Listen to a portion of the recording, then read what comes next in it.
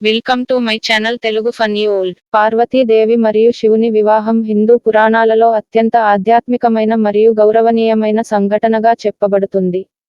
ఈ వివాహం సృష్టి యొక్క సమతుల్యతకు ప్రతీక. శక్తి, పార్వతి మరియు శివుడు ఇద్దరూ కలిసి ఉండడమే సృష్టి, లయ మరియు రక్షణకు అవసరం. శక్తి శివుని దైవ శక్తి రూపంలో మేళవిస్తేనే జీవకోటి మరియు విశ్వ సృష్టి కొనసాగుతుంది. శివుడు నిర్గుణం అయినప్పటికీ పార్వతీతో కలసినప్పుడు సగుణ రూపం ధరిస్తాడు, ఇది సృష్టి మరియు పరిపాలనకు సహకరిస్తుంది. పూర్వజన్మ సతీగా అవతారం. పార్వతీదేవి శక్తి దేవత యొక్క అవతారంగా పునర్జన్మ పొందినది. ఆమె పూర్వజన్మలో సతీ అనే పేరు కలిగినది. సతీ ప్రజాపతి దక్షుడు మరియు ప్రసూత కుమార్తె. శివుడు ఆశ్రమంలో ధ్యానంలో మునిగి ఉండగా సతీ శివుడిని ప్రేమించింది. సతీ తపస్సు చేస్తూ శివుని ఆరాధన ద్వారా ఆయన గుండెల్లో చోటు పొందింది. శివుడు సతీతో ప్రేమను పంచుకున్నాడు మరియు వారిద్దరూ వివాహం చేసుకున్నారు. ఇది వారి మొదటి వివాహం. దక్షుడు శివుడిని నిందిస్తూ అతడిని అవమానించారు. అయితే శివుడు ఈ విషయాన్ని పట్టించుకోలేదు, ఎందుకంటే అతని ధ్యానం, తపస్సు ద్వారా ప్రాపంచిక విషయాలకు అతీతంగా జీవించాడు. కానీ దక్షుడు తన కూతురు సతీకి కూడా ఈ వివాహం ద్వారా అవమానాన్ని కలిగిస్తాడు. దక్షయజ్ఞం. దక్షుడు ఒక పెద్ద యజ్ఞాన్ని నిర్వహిస్తాడు. ఈ యజ్ఞానికి అనేక దేవతలు, మహర్షులు పాల్గొంటారు. కానీ దక్షుడు తన కుమార్తె సతీ మరియు ఆమె భర్త శివుడిని ఆహ్వానించలేదు.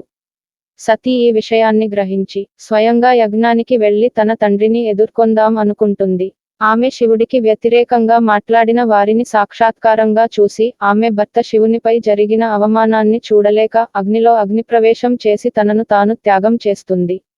శివుడు ఈ సంఘటన తర్వాత తీవ్రంగా దుఃఖానికి గురి అవుతాడు. శివుడు కోపంతో వీరభద్రుని సృష్టించి దక్షుని యజ్ఞాన్ని నాశనం చేస్తాడు మరియు దక్షుని తలను తొలగిస్తాడు. చివరకు దేవతలతో చర్చించిన తర్వాత దక్షుని మళ్లీ జీవితం కలిగిస్తుంది, కానీ అతని తలకు బదులుగా ఒక మేక తలను తొడుగుతాడు. ఈ సంఘటన అనంతరం శివుడు పూర్తిగా తపస్సులోకి వెళ్ళిపోతాడు. పునర్జన్మ. పార్వతీగా పుట్టడం. సతీ మరణం తర్వాత శక్తిదేవి మరోసారి పునర్జన్మ పొందుతుంది. ఈసారి ఆమె పార్వతీగా పుట్టింది. ఆమె హిమవంతుడు మరియు మేనక కుమార్తె. పార్వతీ జననం పూర్తిగా శివుని మనసులో తిరిగి ప్రేమను, ఆనందాన్ని కలిగించడానికి ఆలోచించబడింది. ఆమె పుట్టుక దేవతలందరూ స్వాగతించారు, ఎందుకంటే శివుని కరోనా అవసరం ఉన్నదని వారందరికీ తెలుసు. పార్వతీ చిన్నప్పటి నుండే శివుడిని ఆరాధిస్తూ పెరిగింది. ఆమె తల్లిదండ్రులకు ఆమెను ఒక సామాన్య మహిళగా పెంచాలని అర్థనైనా ఆమె హృదయంలో శివుడిని పొందాలని ఉన్నది. తపస్సు. శివుడి ప్రేమను పొందడం. పార్వతీ శివుడిని సాధించడానికి కఠినమైన తపస్సును ప్రారంభించింది. ఆమె సమస్త శరీర అవసరాలను వదిలి ధ్యానంలో లీనమైంది. ఆమె తపస్సుకు గాను శివుడు తన ధ్యానం నుండి బయటకు వచ్చాడు మరియు ఆమెను పరీక్షించడానికి బ్రహ్మచారి రూపంలో ఆమె ముందుకు వచ్చాడు. బ్రహ్మచారి రూపంలో శివుడు పార్వతీని తన భర్త శివుడి గురించి విమర్శలు చేస్తూ మాట్లాడాడు.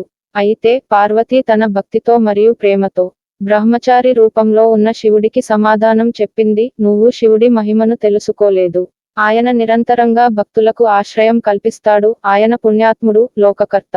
ఆమె అటువంటి మాటలు మాట్లాడగా శివుడు తన అసలు రూపంలో ప్రత్యక్షమయ్యాడు మరియు ఆమె తపస్సుకు ప్రతిఫలంగా ఆమెతో వివాహం చేసుకోవాలని అంగీకరించాడు.